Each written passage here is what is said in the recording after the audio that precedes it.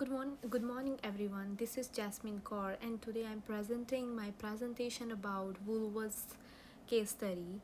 And in introduction, we'll talk about understanding recurring patterns in business systems, apply systematic thinking to problem solving, and analyze Woolworth's pandemic response strategies. Recommend intervention for sustainable improvement. In organization, in organizations, some challenges reoccur repeatedly, and leaders wonder how the same problem keep reoccurring even with efforts made towards addressing them. System archetypes are influential tools to interpret these regularly repeating patterns by revealing the structure shaping behavior in the long term. This presentation will define the notion, consider two archetypes, and implement it in one of the situation currently happening in real life. Woolworths during the COVID-19 emphasizing the role of systematic thinkers in developing better planning. So, in the overview of Woolworths Group, it's Australia's largest supermarket chain with 3,200 stores. And pandemic panic buying caused severe product shortages. Woolworths Group faced supply chain challenges, and local sourcing strengthens the Australian food business. As the largest supermarket chain in Australia, the Woolworths Group has around 3,200 stores across the country and New Zealand and employs more than 2 lakh individuals. It earned 45.1 billion in revenue in 2023, but saw severe declines in net income and profit margins. The pandemic introduced the unprecedented surge of demand, causing panic purchasing of staple items including toilet papers and pasta, which caused these items to run out of stock. Such situation greatly lent itself to system thinking with the requirement to make policy reaction quickly, stabilizing operation and addressing customer demand, revealing weaknesses in supply chain, and resilience in more prominently feedback loop behavior in the public. So, now we'll talk about what are system archetypes.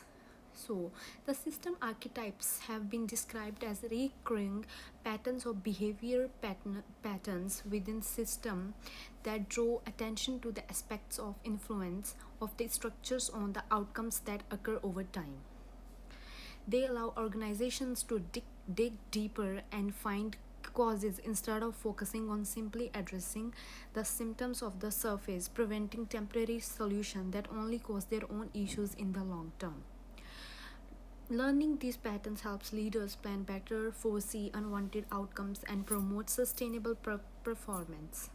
This makes system archetypes powerful tools of strategic decision making and business system planning, as they can applied to examine past problems or look to challenge future ones and prevent future problems.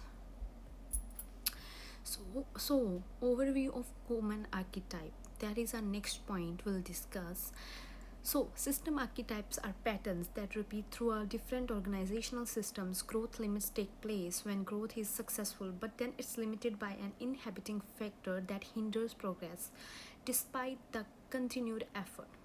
Shifting the burden occurs when organizations manage to care about short-term solution and fail to address underlying structural problems, and such as problems come back. So, fixing the fail explains solutions that offer a short-time escapes rather than a long-term fix.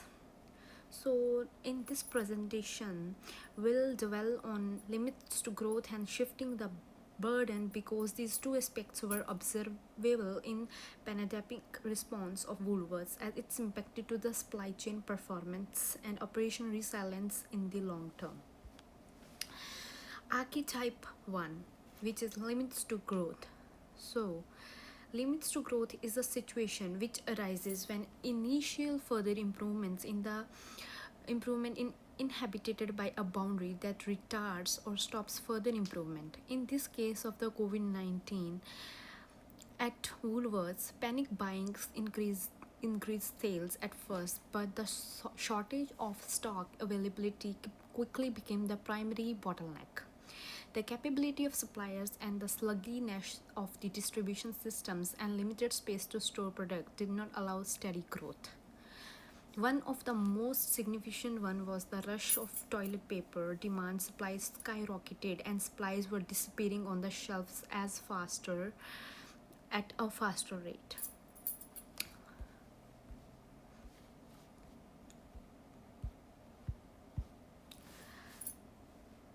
Archetype 1, impacts and interventions. So, the limits of growth archetypes affected Woolworths group greatly because of COVID-19 panic purchasing resulted in early sales spikes and led to stockouts, which resulted in employee burnout as they dealt with large workloads and customer reaction. Woolworths has 79 years of experience, making its largest retailer in Australia, generating revenue of 45.1 billion in 2023 and employing more than 3200 people.